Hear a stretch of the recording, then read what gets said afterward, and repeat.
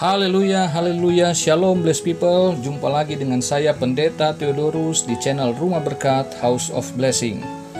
Pertama-tama saya mengucapkan selamat merayakan Paskah, hari kebangkitan Tuhan kita Yesus Kristus. Kiranya berkat damai sejahtera dari Allah menjadi bagian kita semua sepanjang hari ini. Puji Tuhan, saudaraku yang kekasih, hari ini kita akan membaca Alkitab dari surat Ibrani pasal yang ke-11 ayat 28. Tema kita hari ini adalah mengingat dan merenungi Paskah. Mari kita baca bersama Ibrani 11 ayat 28. Karena iman, maka ia mengadakan Paskah dan pemercikan darah, supaya pembinasa anak-anak sulung jangan menyentuh mereka. Saudaraku, ayat ini dituliskan untuk mengingatkan umat Kristen Yahudi bahwa apa yang dilakukan Musa sebagai Paskah bagi bangsa Israel sudah tergenapi di dalam Kristus. Apa yang diingat sebagai Paskah dalam Keluaran 12 ayat 21-30 itu, intinya ialah adanya pemercikan darah sehingga tidak ada kematian di antara anak sulung Israel. Sama dengan yang disampaikan oleh ayat pokok kita. Nah, namun bagi kita umat Kristen Perjanjian Baru, Paskah ini mengingatkan akan pengorbanan Kristus demi keselamatan kita semua. Kristus itulah, dialah anak domba Allah, Paskah yang sejati.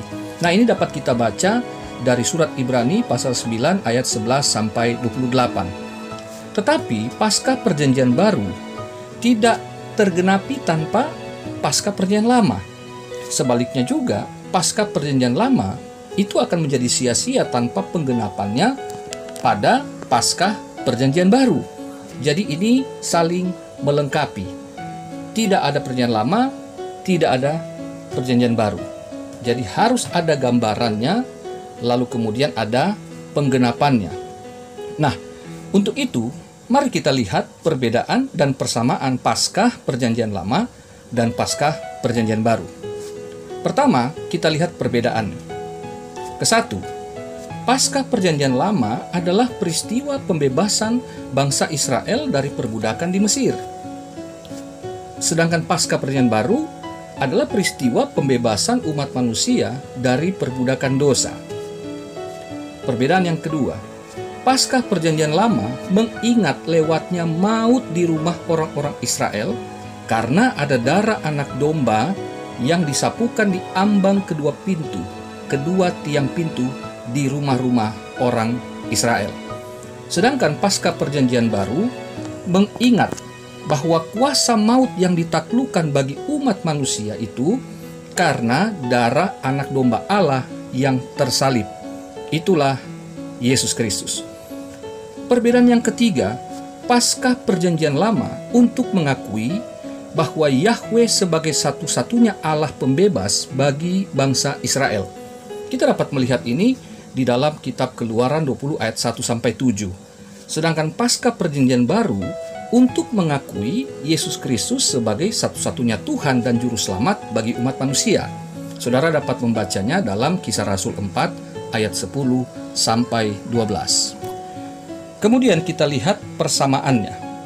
Persamaan yang ke-1, Paskah Perjanjian Lama dan Paskah Perjanjian Baru dilakukan oleh Allah yang sama. Persamaan yang kedua, Paskah Perjanjian Lama dan Paskah Perjanjian Baru, keselamatan itu harus berdasarkan korban darah. Persamaan yang ketiga, Paskah Perjanjian Lama dan Paskah Perjanjian Baru itu diterima dengan iman. Nah, saudaraku, setelah kita mengingat, nah sekarang mari kita merenungi Paskah bagi hidup kita hari ini dan seterusnya. Yuk kita lihat atau kita baca di surat 1 Korintus pasal 5 ayat yang ke-7-8. Begini firman Tuhan. Buanglah ragi yang lama itu supaya kamu menjadi adonan yang baru, sebab kamu memang tidak beragi. Sebab anak domba Paskah kita juga telah disembelih, yaitu Kristus.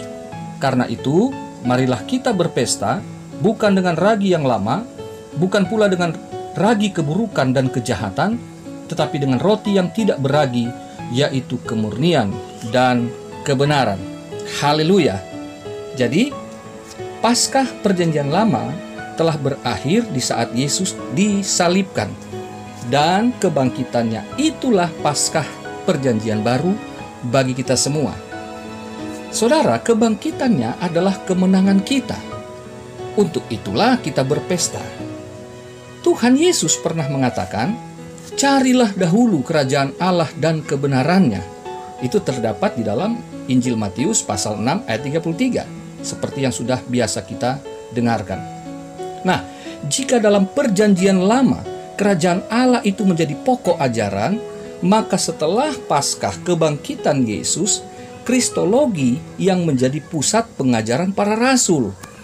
Saudaraku, Perjanjian Lama bicara tentang kerajaan Allah dan kebenarannya, sementara Perjanjian Baru berbicara tentang Yesus Kristus itulah kerajaan Allah yang telah datang, dan Yesus itulah jalan dan kebenaran dan hidup, seperti yang dikatakan Yohanes 14 ayat yang ke-6.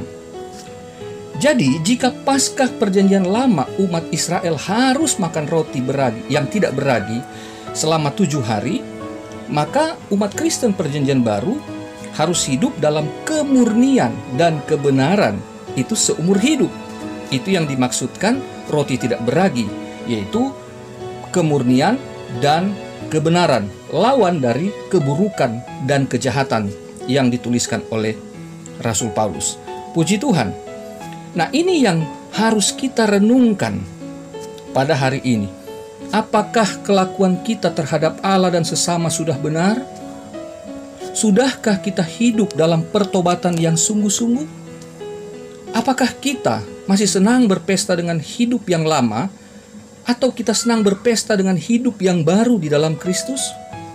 Saudaraku, mari kita mengingat dan merenungi Paskah pada hari ini. Kiranya Tuhan tolong kita semua. Sekali lagi, selamat Paskah. Tuhan Yesus memberkati. Selamat menjalani hari di mana Tuhan telah menang bagi kita semua. Haleluya. Mari Bapa di dalam sorga, Bapa yang kami panggil dalam nama Tuhan Yesus Kristus, puji syukur Tuhan kalau hari ini kami dapat merayakan Paskah, kemenangan Tuhan Yesus Kristus yang bangkit dari maut.